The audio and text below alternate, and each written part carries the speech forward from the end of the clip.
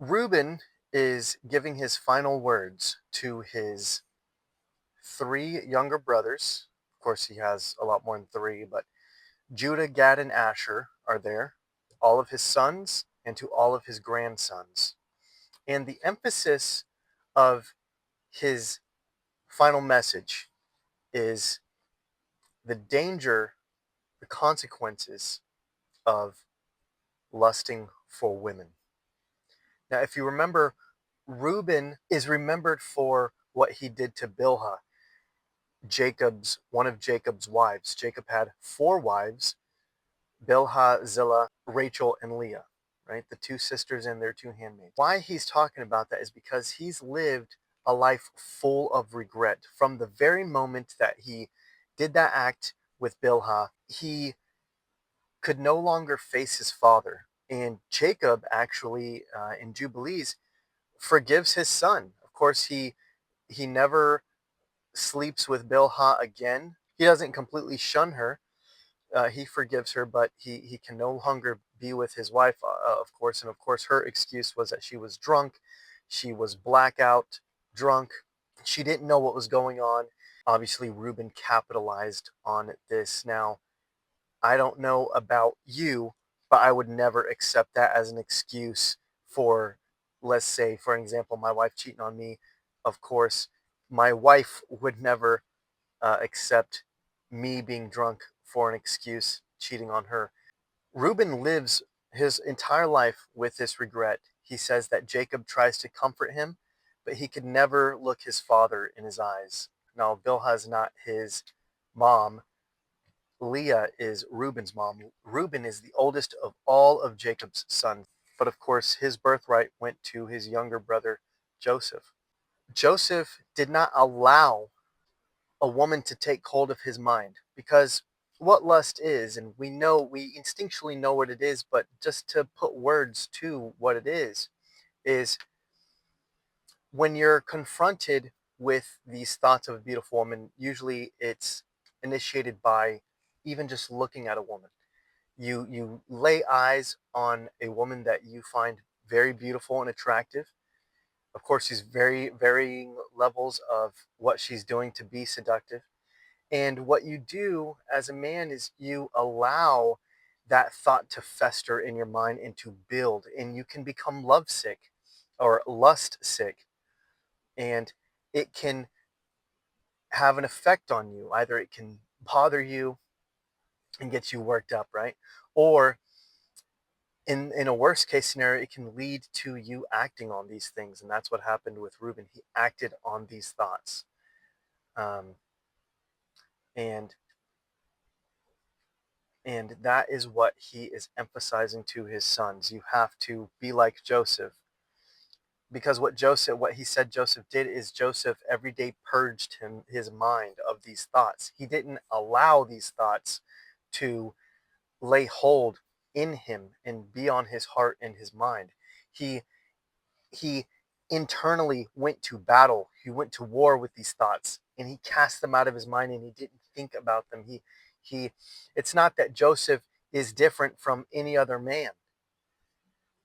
It's what Joseph did with those thoughts that most men, for some reason, are scared of doing. They won't go to war with these thoughts, and they don't choose to purge these thoughts out of their mind. It's not easy. It's not easy to do. But Joseph did that, and he became strong at it. It's not that Joseph didn't struggle. It's just that Joseph did the thing that most men don't do. And that's what separates men, right? Just like with, for example, just because this is something that I've encountered in my life, is, you know, going for a special operations job. There's a fine line between those who quit and those who make it. And usually that fine line is simply who quit and who did not quit. It can be as fine as that. Now, of course, there's a variety of factors as to why one doesn't make it to the end and get a badge or a beret. But most of the time, more times than not, it is who quit and who didn't. And That's Joseph. Joseph is a mental Green Beret. He did the thing that most men wouldn't do. Not that the objective wasn't hard for him, it's just he chose to do the right thing. And most men do not choose to do the right thing. Anyway, I'm spending such a long time on that, but that is the emphasis of what Reuben is telling his sons and his grandsons and his three younger brothers, Judah, Gad, and Asher. And he mentions the fallen angels who married the women from Cain's lineage. And he tells his sons that, women can be so seductive, they can even lure in angels. So it's not easy to deal with women.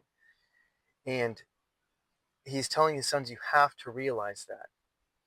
You have to realize that this is something serious and you have to guard yourself because it will destroy you. It will take you down to the pits of hell. You look at what happened to these angels and what happened to them after they fell into lust for women, right? And he said, but women are given over sexually more than men. He said, women cannot overcome man with their strength, so they overcome men with seduction, right? With manipulation.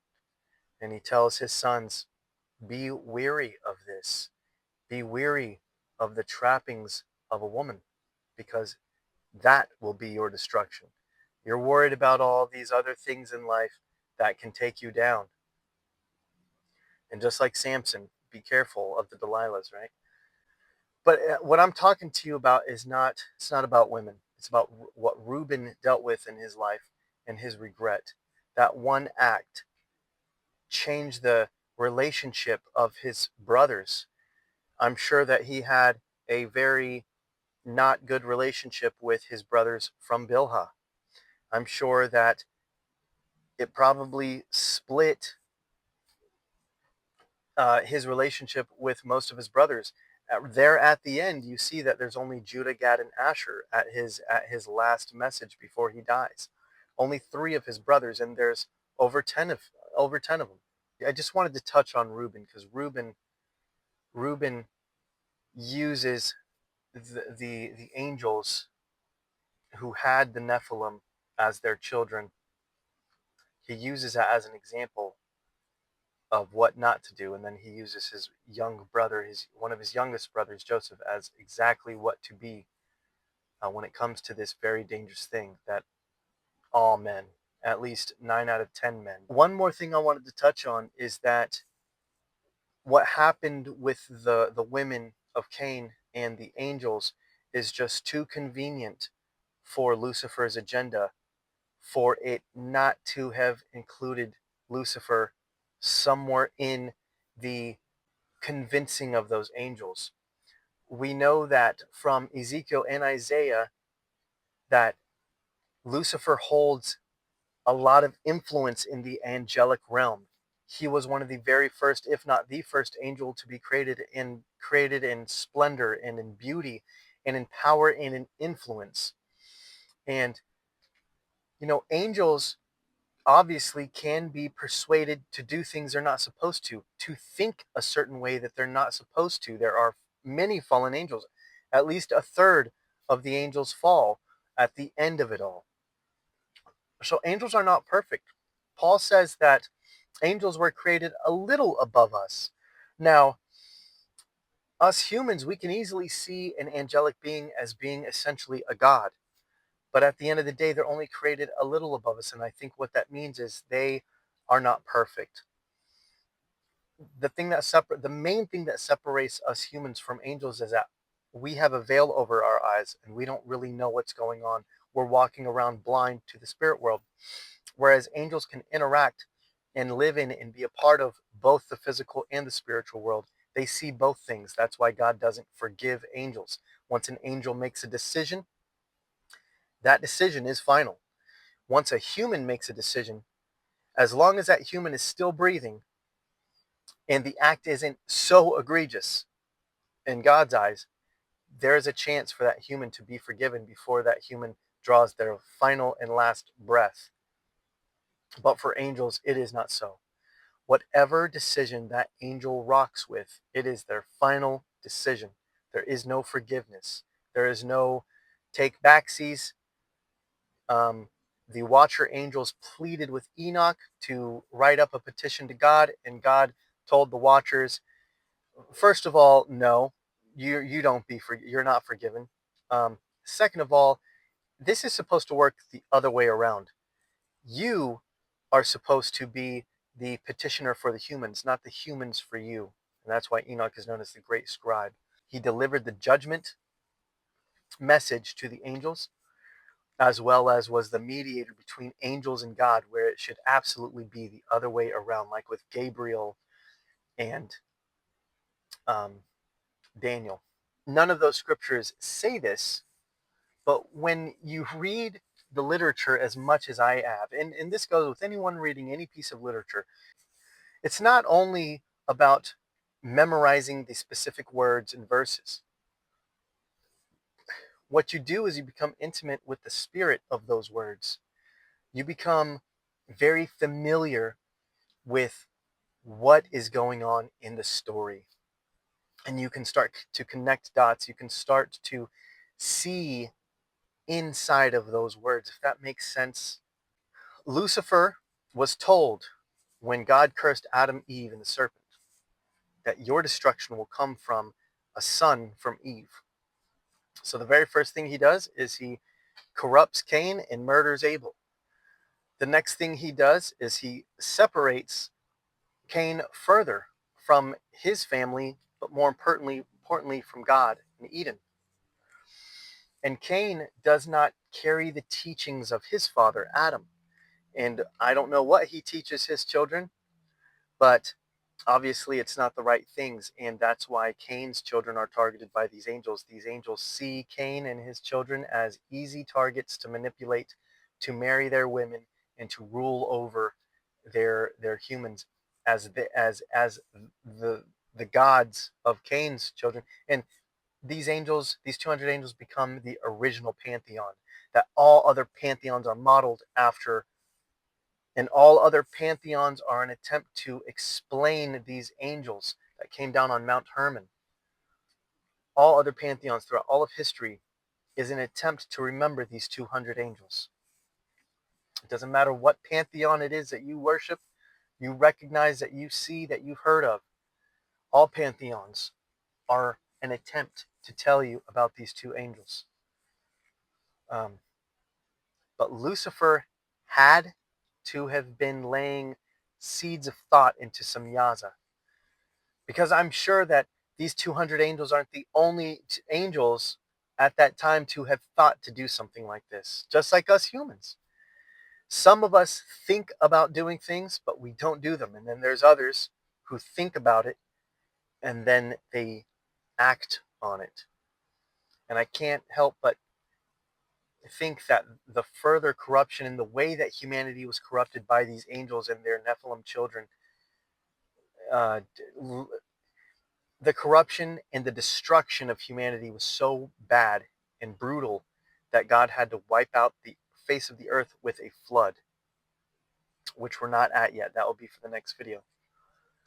But Lucifer, who is the original silver tongue, the father of lies, not only did he manipulate Eve and make her think that she could become God, or at least like God, which is his own delusion. He originally thought that he should be, that he could be like God.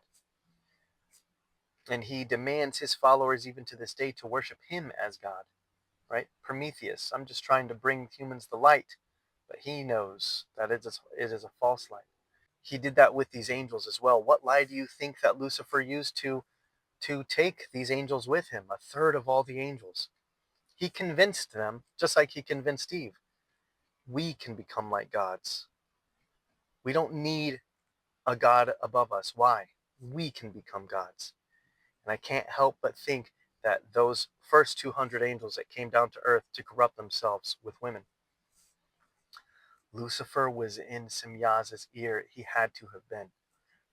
And he helped edge on Semyaza to bring it from a thought, it would be lovely to have a wife and to lay with these beautiful women, to further it into an action that, first of all, got these angels obliterated. God absolutely, if man, please read Enoch. God annihilated these angels like nothing, and they'll be imprisoned until their judgment. They will not be released. The moment they are released, they are immediately judged. Um, these angels did a very regrettable thing. In fact, in Enoch, it talks about how Michael and the other archangels, holy archangels, are speaking amongst each other, and they're watching what God is doing and having done to these 200 angels. And Michael says, I am terrified because I am witnessing what is happening to these angels, and I am terrified. And this is a powerful and mighty, according to biblical scripture, Michael is the ultimate mighty, powerful of all the angels, second to God in strength and might. And he is saying that he is moved to his core with terror. God does not play. What those 200 angels did and what their children did to humans, it is too convenient for the agenda of Lucifer to wipe out the possibility of a coming savior of humanity and his destructor. Of course, that didn't work, but this is just what I wanted to share with you guys today. All right. I will be at my house opening some Attack on Titan packs, and I hope to see you in the next video when I go into detail about the giants. All right, guys, we're back at the house. I got some different Attack on Titan packs at the game shop I go to. Uh, Typically, I get these kind.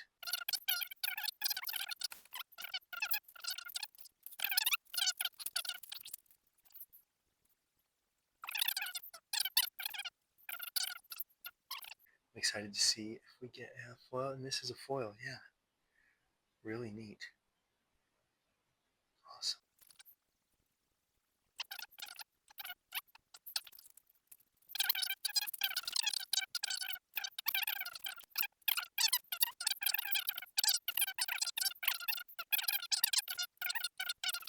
That's still a cool one. I'll still put this in the cool card section. That's definitely a cool one. Nice Covert Assault. That's an ultra rare. Nice.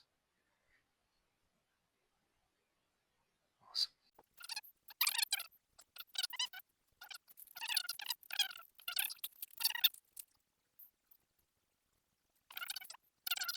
Arena. So I'm just after cool cards and these. This is a really cool one. Wow. Yeah, these are not disappointing at all. I wasn't expecting such cool cards from universes, but the things I talk about in this video, or really any video, I haven't been getting any comments. Some family and friends have asked me to mention things, and that's fine, and I absolutely will do that. I love that. Um, but if you guys could please, if you guys have any questions, just put them in the comment section. That would actually help me out in building this channel. I don't suspect my channel will ever get like really big, but it would just be fun to be able to interact with you guys in the comment section. Make me feel like a real life YouTuber. Still really neat. Put that right there. This is a foil. That's interesting. Don't really remember this part. I'm currently in season 4.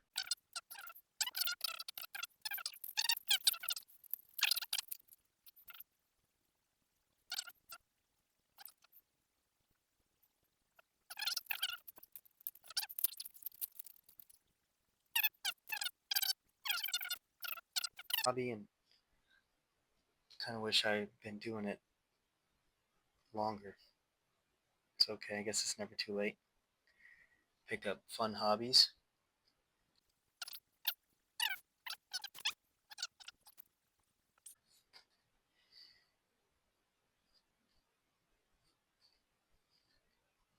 That's probably my favorite.